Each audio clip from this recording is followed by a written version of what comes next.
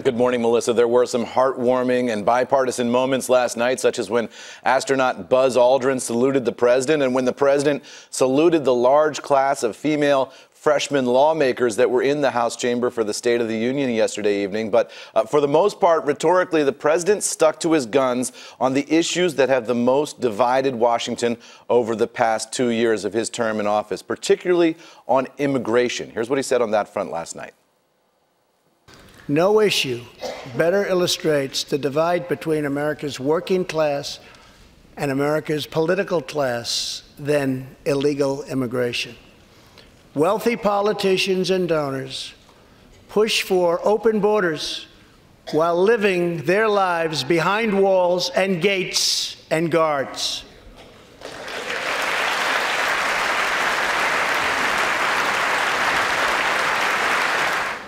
Meanwhile, working-class Americans are left to pay the price for mass illegal immigration.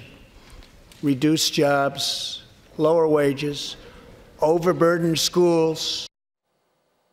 The president also called for an end to investigations into himself, his campaign, and his administration. Here's that moment. An economic miracle is taking place in the United States, and the only thing that can stop it are foolish wars, politics, or ridiculous partisan investigations.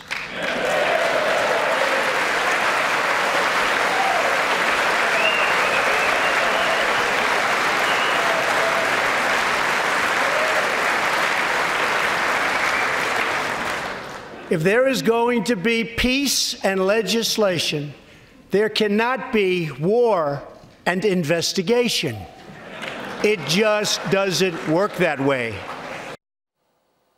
And Melissa, Nancy Pelosi's grimace and headshake there when the president talked about ridiculous partisan investigations, I think gives you just about everything you need to know about where we're going to go this year in Congress. It is going to be a year of investigations. Democrats are going to crank up the subpoena machine. The White House is going to be in a defensive crouch from much of that incoming. And then the big question is can the president get any of the legislative items that he talked about last night, including lowering drug prices, an infrastructure bill of some kind? Can he get any of that done in a Washington where he's suffering from all these different investigations, whether it's the Mueller investigation or Capitol Hill Democrats, and at a time when a lot of the Democrats in the room last night are going to be running for president against him in 2020? And you have to wonder, Eamon, if the backdrop of the stock market and what the stock market has done in recent months has sort of changed the way President Trump addresses this State of the Union speech versus his first address to Congress last year, which was a little bit bolder. It had more of an agenda. And this year it appears a little bit more like he's on the defensive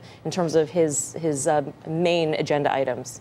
A little bit more on the defensive, and this is a president who's already sort of cleared the cupboard in terms of his agenda items, right? I mean, they failed on repealing and replacing Obamacare, which was a big campaign promise. They did get the tax reform that the president wanted, and you heard him talk last night about a lot of the regulatory reform that this administration has done. So there's not a lot left in terms of a positive agenda going forward, items that the president wants to pass. He ticked through a couple of those last night, but I think the real question in terms of the stock market is how the president and this administration were going to watch the Dow as they get closer to that China negotiation.